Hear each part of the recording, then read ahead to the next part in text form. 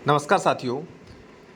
इस टॉपिक में सबसे ज़रूरी है कि भाई लोग प्रॉपर्टी की रजिस्ट्री तो करवा लेते हैं, उनके बाद उन्हें ये नहीं पता होता कि कौन कौन सी आपको और प्रक्रियाएं करवानी चाहिए कानूनानुसार, यूपीआरसी अनुसार, जिसके कारण वो लोग नहीं करवाते और फिर बाद में विवाद होता है।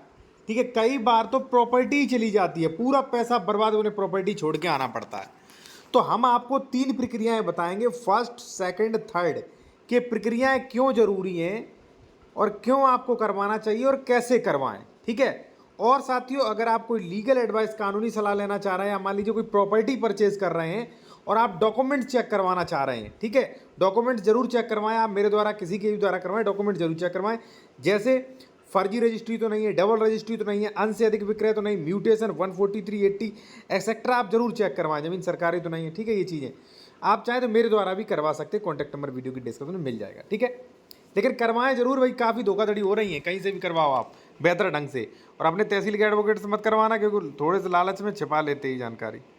अब देखिए मैटर क्या है वो आप जान लीजिए साथियों। आपने रजिस्ट्री करवा ली, रजिस्ट्री के बाद सबसे जरूरी प्रक्रिया जो होता है वो होता है साथियों दाखिल खारिज। आपको पता होगा, ठीक है, फिर भी मैं आपको थोड़ा एक्सप्लेन कर दूं। दाखिल खारिज ये कि अगर प्रॉपर्टी कराई और एक्स के नाम थी, आपको बेच दी उसने 2025 में, ठीक है, तो इसका दाखिल खारिज कराइए। खतौनी में अपना नाम कराइए, आपका नाम है ए, तो खतौनी में एक्स का काट के एक होना चाहिए।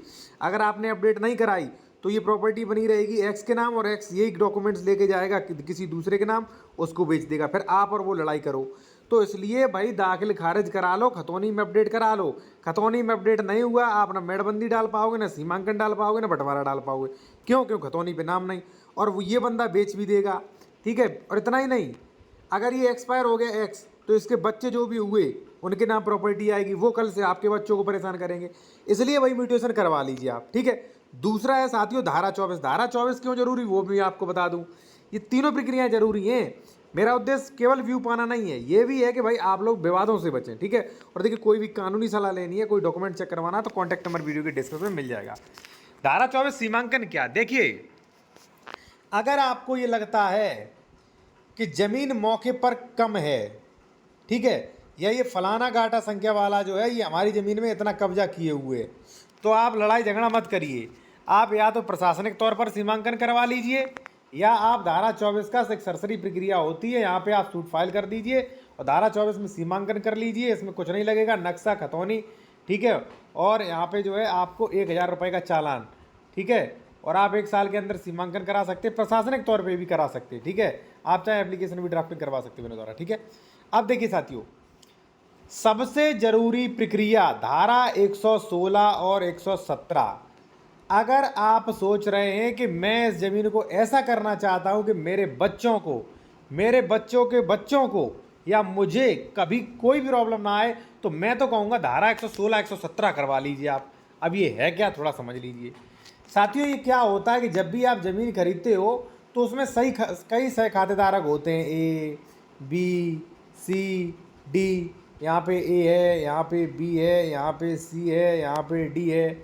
ठीक है, अब मान लीजिए ए ने आपको बेचा, आपका नाम सी, और आपने यहाँ पे कब्जा कर लिया, तो अभी ये सब सह खातेदारक हैं। अभी ये डिसाइड नहीं हुआ है कि ए का किधर साइड है, बी का किधर साइड, कब पोजीशन में है केवल। ठीक है, तो हो सकता कभी बी दबंगई करे, वो कहे नहीं हमें यहाँ पे चाहिए, सी दबंगई करे कि हमें यहाँ पे चाहिए, डी दबंगई करे हमें यहाँ पे चाहिए।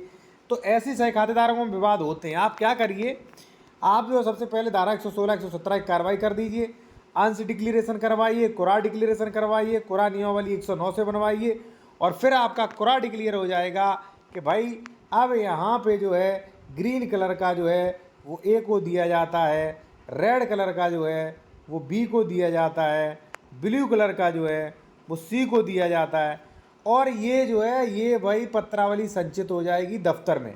फिर कोई दिक्कत नहीं होगी। क्यों दिक्कत नहीं होगी? अगर मान लीजिए ये बी यहाँ पे आ रहा है, तो ये कोर्ट में बना रखा है कि ग्रीन वाला एक है और एक कागज है, तो तुरंत बी को हटा के प्रशासन फेंक देगा पीछे। चलिए हटिए यहाँ से।